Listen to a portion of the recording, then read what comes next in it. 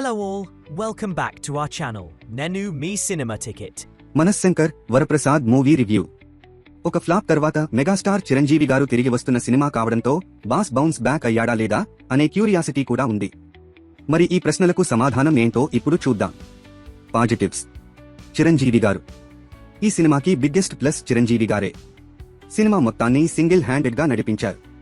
తన మీద తానే సెటైర్ వేసుకోవడం, నార్మల్ రిలేటబుల్ క్యారెక్టర్ గా కనిపించడం సినిమాకి బాగా హెల్ప్ అయ్యింది.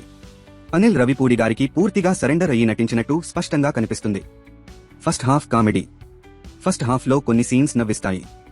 ఓ పడి నవ్వించే లెవెల్ కాకపోయినా లైట్ హ్యూమర్ బాగా వర్క్ అవుతుంది. Music BGM. Bheems background score plus అయ్యింది. ఇళయరాజా గారి సుందరి సాంగ్ ని 3 సార్లు వాడినా యూజేజ్ మాత్రం బాగా కుదిరింది. Love story track. Varaprasad Sasirekha మధ్య లవ్ స్టోరీ చిన్నదే అయినా క్యూట్ గా ఉంటుంది. సాగదీయకుండా త్వరగా ఎస్టాబ్లిష్ చేయడం plus point. Emotional debatable scenes. భార్యాభర్తల మధ్య గొడవల్లో థర్డ్ పర్సన్ ఇన్వాల్వ్ అవ్వకూడదనే సీన్ చాలా relevant.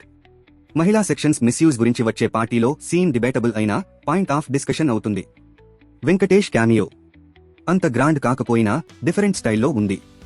Flash back animation part natural గా అనిపిస్తుంది. నెగటివ్స్. స్టోరీ. కథ చాలా థిన్. విఫర్ థిన్ స్టోరీ లైన్ కావడంతో స్టోరీ ఆస్పెక్ట్ లో సినిమా వీక్. యాక్షన్ సీన్స్ ఇంకా స్లీక్ గా స్టైలిష్ గా ఉండాల్సింది. Villain track. విలన్ కాన్ఫ్లిక్ట్ అంత ఇంపాక్ట్ ఇవ్వదు. కంపారిజన్. అనిల్ రవిపూడి గారి గత చిత్రం సంక్రాంతికి వస్తున్నాం తో పోలిస్తే ఆ సినిమా ఎక్కువ ఎంటర్టైనింగ్ గా అనిపిస్తుంది. Final verdict. మనశ్శంకర్ వరప్రసాద్ ఒక harmless decent family entertainer. Headache తెప్పించే సినిమా కాదు. ఓవర్ ట్రోలింగ్ కు స్కోప్ లేదు. చిరంజీవి గారి కొత్త షేడ్ చూడాలనుకునే వాళ్లకు okay.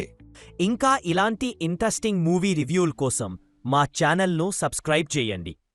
Until next time, keep watching great movies.